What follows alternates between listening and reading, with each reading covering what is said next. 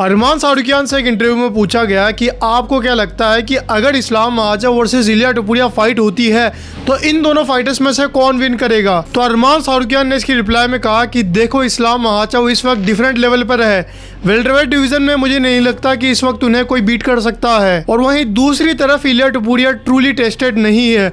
अगर उसे इस्लाम महाचव के लेवल तक पहुंचना है तो उसे मुझे बीट करना होगा। लेकिन भाइयों, मुझे ऐसा बिल्कुल भी नहीं लगता, क्योंकि इलिया टोपुरिया ऑलरेडी खुद को प्रूव कर चुका है।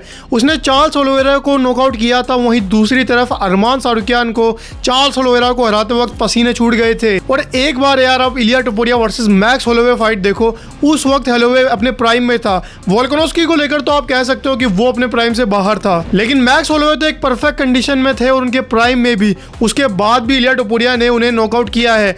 क्या अरमान सारुकियान ऐसा कर सकते हैं? अगर अरमान सारुकियान वर्सेस इलिया टोपुरिया फाइट करवाई जाती है तो इलिया टोपुरिया में वो पोटेंशियल है कि वो अरमान सारुकियान को भी नॉकआउट कर सकता है। हमें इस बात को समझना होगा, इलिया टोपुरिया जैसे फाइटर्स को हराने के लिए सिर्फ रेसलिंग या सिर्फ स्ट्राइकिंग से काम नहीं चलेगा। हमें एक ऐसा फाइटर चाहिए जो कि इन दोनों चीज में परफेक्ट हो, और वो सिर्फ एक ही फाइटर है जिसका नाम है इस्लाम महाचव। इनके अलावा लाइटवेट डिवीजन में और कोई भी फाइटर नहीं है जो कि इलिया टोपुरिया के लेवल का हो। अरमान सारुकियान से ये भी पूछा गया कि अगर इस्लाम महाचव की फाइट आपसे करवाई जाती है तो इस फाइट में कौन विन करेगा। तो अरमान ने इसके जवाब में कहा कि यह डिपेंड करता है कि ये फाइट कौन से डिवीजन में करवाई जाती है। अगर ये फाइट लाइटवेट डिवीजन में होती है तो वहां मैं इस्लाम महाचव को बीट कर सकता हूं, लेकिन अगर ये फाइट वेल्टरवेट डिवीजन में करवाई जाती है तो वहां इस्लाम महाचव का एक अलग ही लेवल है। अरमान सारुकियान की फाइट डैन हुकर से होने वाली है यूएफसी कतर इवेंट में, और वहां इलिया टोपुरिया को भी देखा गया है, और साथ ही खमजाद भी वहां मौजूद है अरमान को सपोर्ट करने के लिए।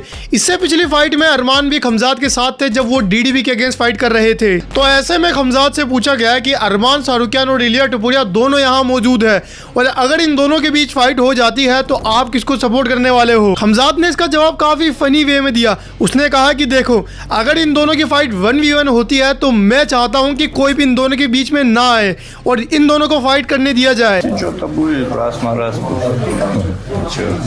Других остальных лишних мы будем бить, а всех они один на один.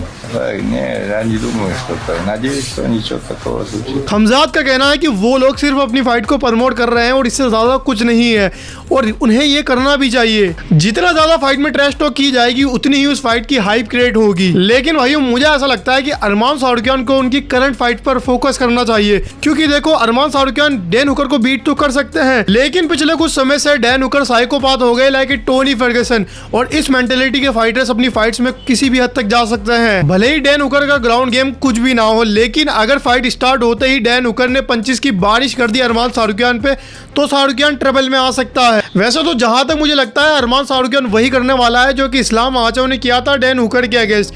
वो पहले राउंड में ही डैन हुकर को ब्रेक डाउन करके एक सबमिट निकालने के सोचेंगे। भाइयों, अब जरा हम बिलाल वर्सेस गेरी को भी लेके कुछ बात कर लेते हैं, क्योंकि ये फाइट बहुत ही इंपॉर्टेंट है दोनों फाइटर्स के लिए। जो भी फाइटर इस फाइट में विन करेगा उसे नेक्स्ट टाइटल फाइट मिल सकती है, और जो भी फाइटर इस फाइट में हारेगा वो बहुत ही दूर हो जाएगा टाइटल फाइट से, क्योंकि कई सारे फाइटर्स यहाँ आ चुके हैं टाइटल फाइट के लिए। माइकल मोरास, कार्लोस प्राटोस भी यहाँ लाइन में है। इयान गेरी तो सीधा ये बात बोल चुके हैं कि वो बिलाल मोहम्मद को नॉकआउट करने के बाद इस्लाम महाचव से फाइट करना चाहते हैं। और इस्लाम महाचव वर्सेस कमार उस्मान फाइट को लेकर इयान गेरी का कहना है कि इस्लाम महाचव को कमार उस्मान को टाइटल फाइट नहीं देना चाहिए, क्योंकि कमार उस्मान अब आउट ऑफ प्राइम हो चुके हैं और उनकी नी इंजरी ने उन्हें वीक बना दिया है। तो ऐसे में इस्लाम महाचव को कमार उस्मान के बजाय मेरे जैसे यंग फाइटर से फाइट करना चाहिए। इयान गेरी एक यंग और स्किल्ड फाइटर है, उनका ग्राउंड गेम भी काफी अच्छा है। उनकी पिछली फाइट में शौकत राखमानो को भी उन्होंने 5th राउंड में ट्रबल में डाल दिया था। तो मुझे ऐसा लगता है कि अगर बिलाल मोहम्मद ने टेक डाउन लेने के बजाय स्ट्राइकिंग खेलने का ट्राई किया तो इयान गेरी उन्हें नॉकआउट भी कर सकते हैं। पता नहीं यार, मुझे क्यों ऐसा लग रहा है कि बिलाल मोहम्मद इस फाइट में भी हारने वाले हैं। जो भी हो भाइयों, आप लोग भी इस फाइट को लेकर कमेंट सेक्शन में अपना प्रेडिक्शन भी जरूर देना। जॉन जोन्स ने एक पॉडकास्ट में ये बात कही है कि क्यों उन्हें टॉम एस्पिनल के बजाय एलेक्स परेरा से फाइट करना चाहिए। जोन्स का कहना है कि जो हाइप टॉम एस्पिनल की बनाई जा रही है वो उस लेवल का फाइटर नहीं है, उसकी रेसलिंग में भी कई कमी है जिससे मैं उसे बीट कर सकता हूँ। और टॉम एस्पिनल ने ये जो नाटक किया है आईपोक होने का, वो तो उतना हुआ भी नहीं था। उनकी जिस हाई में आईपोक हुआ था उसको कवर करने के बजाय उन्होंने अपनी दूसरी आंख को कवर कर रखा था और उसके बाद भी उन्होंने एक बार भी डॉक्टर को दिखाना जरूरी नहीं समझा और खुद से ही गिव अप कर दिया। और आज ये जो लोग हाइप बना रहे हैं मेरी और एस्पिनल की फाइट की, कल को भूल जाने वाले हैं जब मैं उसे बीट कर दूंगा। और वहीं अगर दूसरी तरफ मैं एलेक्स परेरा से फाइट करता हूं जो कि ब्राजील और पूरे वर्ल्ड के लिए इंस्पिरेशन है, तो ये फाइट एक लेगेसी फाइट हो सकती है मेरे लिए। मुझे लगता है जॉन जोन्स का कहना बिल्कुल सही है, अगर वो टॉम एस्पिनल को बीट भी कर देता है तो भी उसे कुछ नहीं मिलने वाला, लोग उसे कुछ समय बाद भूल जाएंगे। लेकिन अगर वो एलेक्स परेरा से फाइट करता है तो ये फाइट उसे बहुत कुछ दे सकती है, क्योंकि ये एक लेजेंडरी फाइट होगी। एलेक्स परेरा डबल चैंपियन है और जॉन जोन्स भी डबल चैंपियन है, और जब दोनों डबल चैंपियन एक ही ऑक्टागोन में होंगे तो ये यूएफसी की one of the best fight होगी। जॉन जोन्स का कहना है कि एलेक्स परेरा एक अच्छा स्ट्राइकर है लेकिन वो उसकी ग्रैपलिंग के आगे नहीं टिक पाएगा, और साथ ही जोन्स के पास एलेक्स को रीड करने के लिए कई सारी वीडियोस है। एलेक्स की ओल्ड फाइट्स भी अभी भी इंटरनेट पर है, उसे देखकर जॉन जोन्स एक गेम प्लान बना सकता है। जहां तक मुझे लगता है जॉन जोन्स फिर से इसीलिए लौटा है ताकि वो एलेक्स परेरा को बीट करके फिर से पाउंड फॉर पाउंड नंबर 1 बन सके।